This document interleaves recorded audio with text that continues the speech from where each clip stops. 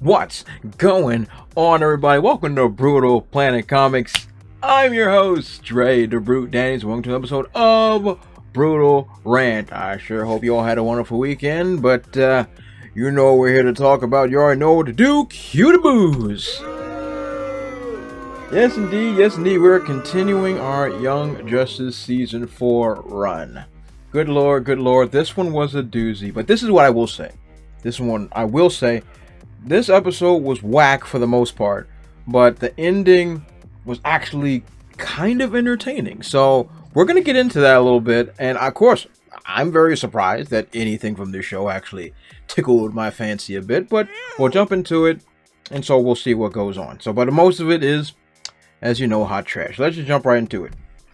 So we start off with Rocket having a conversation with Orion, but then we find out that it's just Malafa'ak in disguise as Orion to get some information about the energy cell, time travel.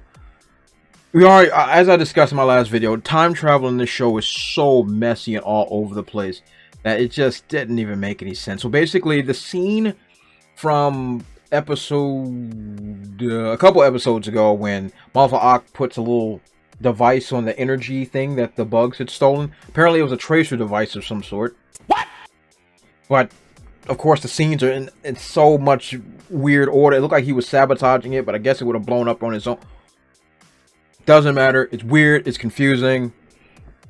I don't really want to talk too much about this, but anyway, we figure out what their plan is. So baby Zod Jr., he wants to go to Metron's storage. I forgot what he calls it, but he keeps all his rare trinkets so he can steal the Phantom Zone projector and get his parents out. So at least we have some type of a plot. All right, so let's keep going. So, of course, we had to jump into the subplot of Depressed Beast Boy. Now, once again, to their credit, they're trying to find a resolution to this problem because it's been going on for 18 consecutive episodes, and there was no out in sight. So, they have him doing this huge face turn from out of nowhere, like he sees the error of his ways and all that stuff, but we as the audience don't know that.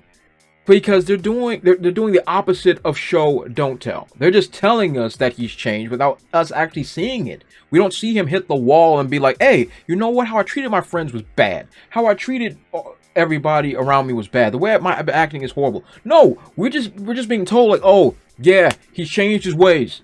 Huh? What? No, that's not how that works. So me as the audience, I'm sitting there like, "Oh, he's lying." Because we didn't get to see that transformation happen. So he's sitting there in therapy with, Black Canary. Black Canary doing therapy with her. And of course, it's revealed that he feels guilty for everything and all that stuff. And now, once again, when it comes to depression and it comes to, self-guilt, I understand what they're trying to tackle. But it's being done so poorly, like everything else is done in this show. When they're trying to tackle things that have meaning and substance, they have no clue on how to use tactfulness or anything else. So this just looks like he's been a heel this whole term, and now we're like, hey, we gotta make people like Beast Boy again, so he's just gonna turn face. That's ridiculous, it's nonsense, it's stupid, and it's insulting. Not to mention, we can wrap this up in 4 episodes time. It's been 18 episodes of him being depressed, and we have no recollection of him actually turning himself around. This is a waste. You all should be ashamed. Moving on.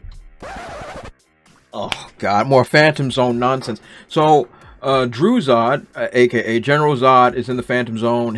He's teaching Superboy how they do things in there. This whole scene is very strange, very whack, because General Zod and his wife, it seems like they're trying to scheme and whatever against Superboy for no reason. I mean, literally, this is no motivation. Like, oh, now it's not the time to screw him. I'm like, bruh, he's stuck in here with you. I'm like, yo, why are we painting him to be villainous at this time period? There's no point in this. It's weird. And speaking of weird, his minions had this weird song that they're singing, like, move rock for Zod. move this for. I'm like, what the heck is going on? It's freaking bizarre. It is absolutely mind-boggling on what is happening in this entire scene. It's absolutely nuts. And I'm telling you, I was sitting there, my mouth open like, what is going on? Oh. Moving on. Oh goodness, this. So, if you remember from the previous episodes, the Green Lantern Corps, the Justice League, and the New Gods are supposed to be negotiating something to get some protection from Apocalypse. And then they just start breaking out in random conversation about their relationships and how they fell in love and how many people they, all this stuff. And Orion is reflecting everything that I was thinking. Orion's like, yo, this is a waste of my time. We're here, like everything about this conversation is a waste. We have much bigger things to be talking about, but y'all want to talk about your feelings. And I'm with him. Maybe somebody did this as a self-insert because maybe they're so sick and tired of everything being about my feelings. And he's like, bruh, can we get to the real deal? And I could not agree more. Okay, go! Jesus Christ. This was so stupid. God, it's so dumb. I can't even wrap my head around how ridiculous this scene was. It was like 5 minutes to talk about, and then like what Bear comes in, he's like, oh, my best friends, love. Stupid. Next. Now we get to the scene that's actually some good.